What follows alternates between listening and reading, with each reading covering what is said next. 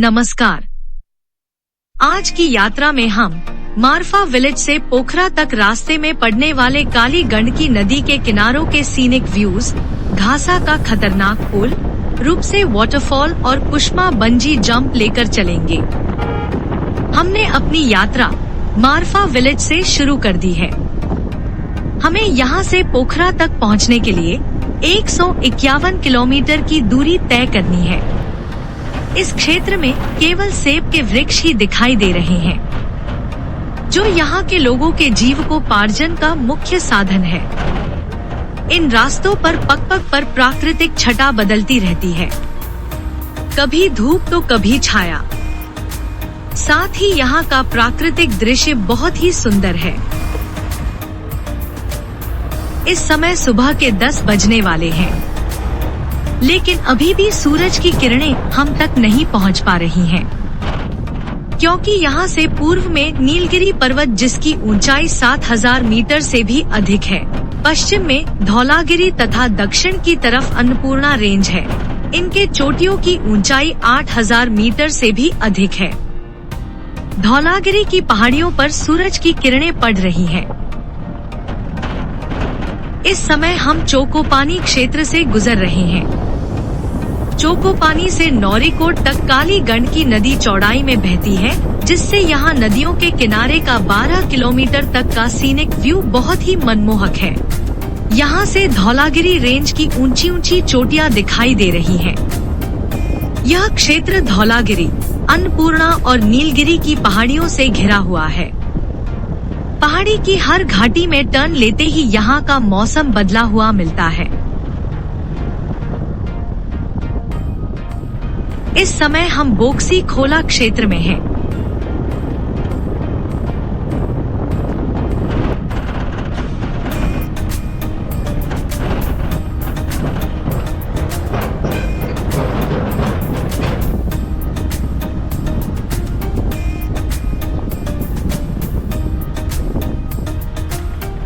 इस रास्ते का मंजर यह है कि कहीं कहीं तो सड़क ही गायब है।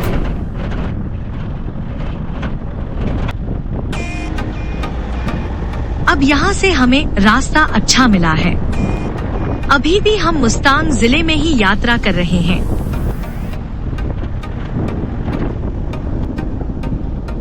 इस समय हम मुस्तांग जिले के बेनी में हैं।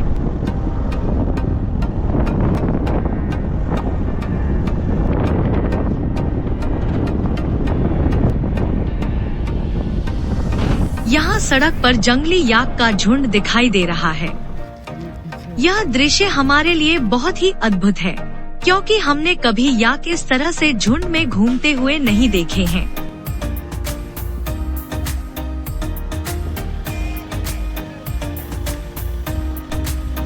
लगता है हमारी गाड़ी को देखकर बैरिकेडिंग को क्रॉस कर नदी की तरफ भागने लगे हैं। याक शाकाहारी जीव है, जिसका निवास तिब्बत के ऊंचे पठार है। चूंकि यह इलाका तिब्बत के पठार से लगा हुआ है, अतः यहाँ यह जंगली याक दिखाई दे रहे हैं।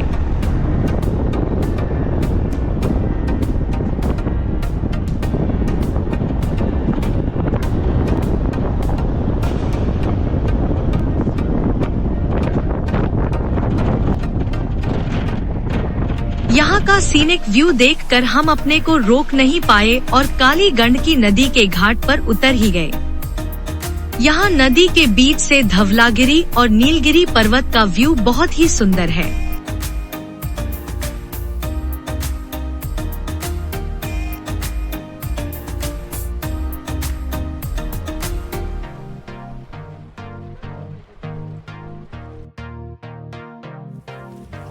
हम कैसे जाएं तथा कहां स्टे करें, इसका डिटेल आप वीडियो के डिस्क्रिप्शन बॉक्स में देख सकते हैं, या ऊपर दिए गए आई बटन पर क्लिक करके मुक्तिनाथ धाम यात्रा के वीडियो में पूरा डिटेल देख सकते हैं।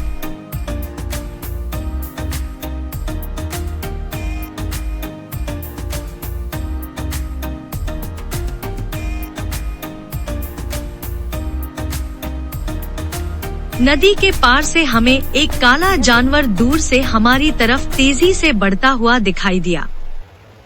एक समय तो हम डर गए कहीं जंगली भालू तो नहीं, पास आने पर दिखा, वो तो डॉग है।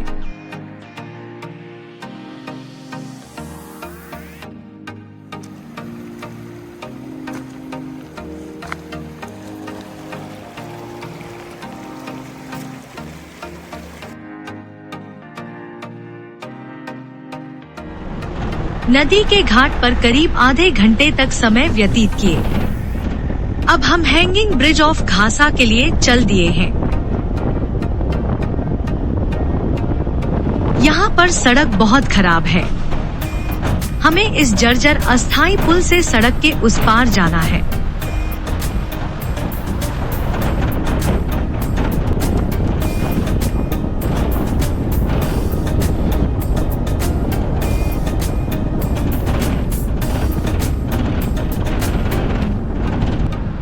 सड़क पर पहाड़ से मलबा आ गिरा है, जिसे क्रेन द्वारा हटाया जा रहा है। हमें कुछ समय यहाँ वेट करना पड़ेगा।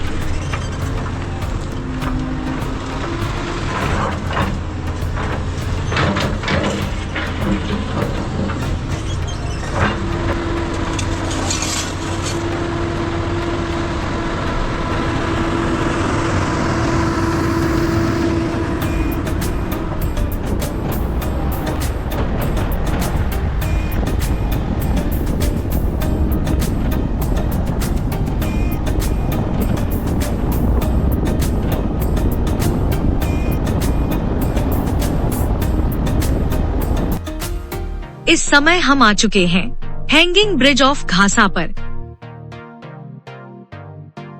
घासा का हैंगिंग ब्रिज हाल ही में बना एक डरावना पुल है, जो घासा शहर के पास एक नदी बेसिन के ऊपर बना है।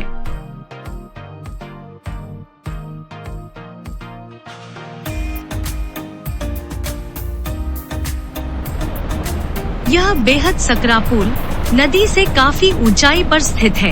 इसकी गिनती दुनिया के 7 डरावने पुलों में होती है। यह पुल ऐसी जगह पर बना है कि यहाँ दिन रात बहुत तेज हवाएं चलती रहती हैं, जिसके कारण पुल हमेशा झूलता रहता है।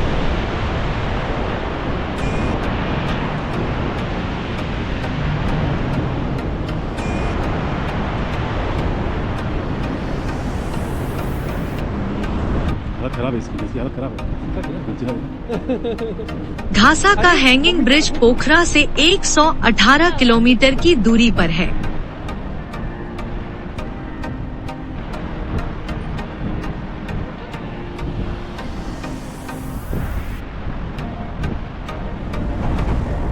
हम रूप से वाटरफॉल के लिए चल दिए हैं।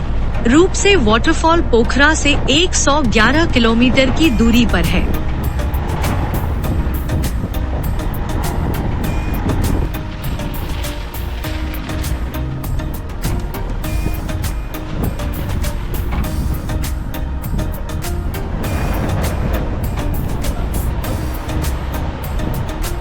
काली गंड की कंठ, जो दुनिया की सबसे गहरी घाटी है, से गुजरते हुए रूप से वाटरफॉल नेपाल के मस्तांग जिले का मुख्य आकर्षण है। यह वाटरफॉल 300 मीटर की ऊंचाई से गिरता है। इसे नेपाल के सबसे खूबसूरत नेचुरल वंडर में से एक माना जाता है। वाटरफॉल की खूबसूरती देखते ही बनती है।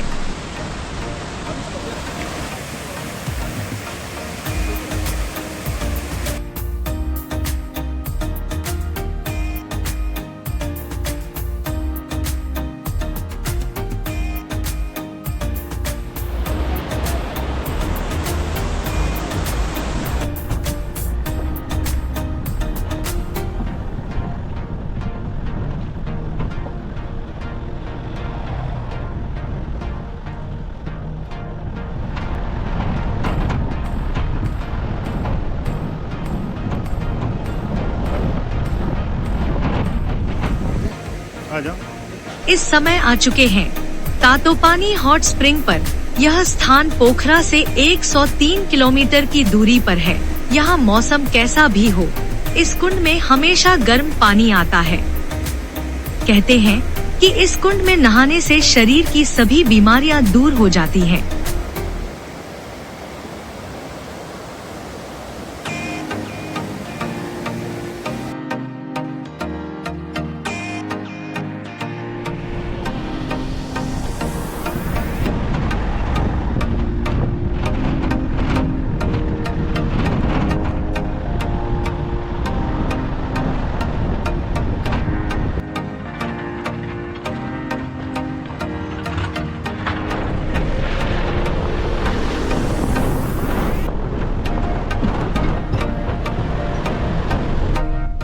इस रास्ते का सबसे खतरनाक मंजर यही देखने को मिलता है।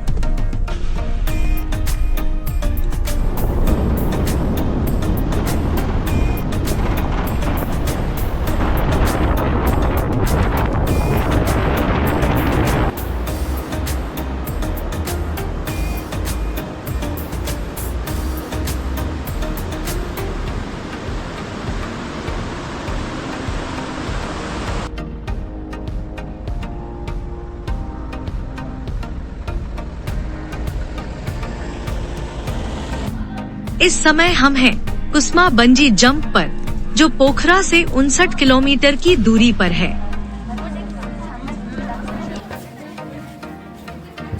Kusma bungee jump adventure activities के रेट लिस्ट और नियमावली इस बोर्ड पर देख सकते हैं।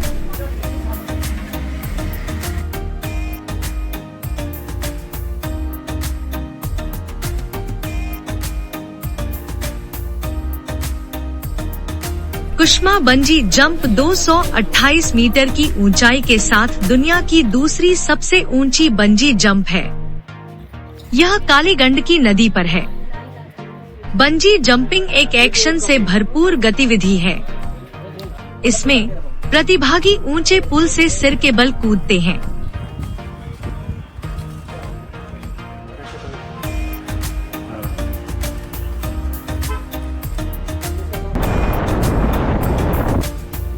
हम कुस्मा में ही लंच करने के लिए आ गए हैं। लंच में हमने वेज बिरयानी ली है।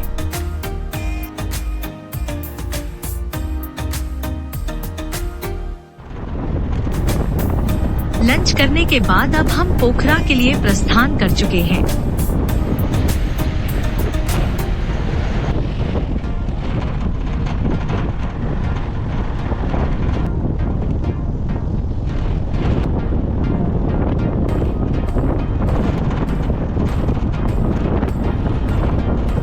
अगले वीडियो में पोखरा और आसपास के मुख्य आकर्षणों को आप तक लेकर आएंगे।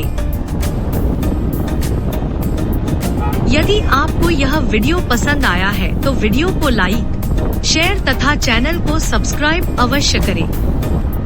वीडियो को अंत तक देखने के लिए धन्यवाद। नमस्कार।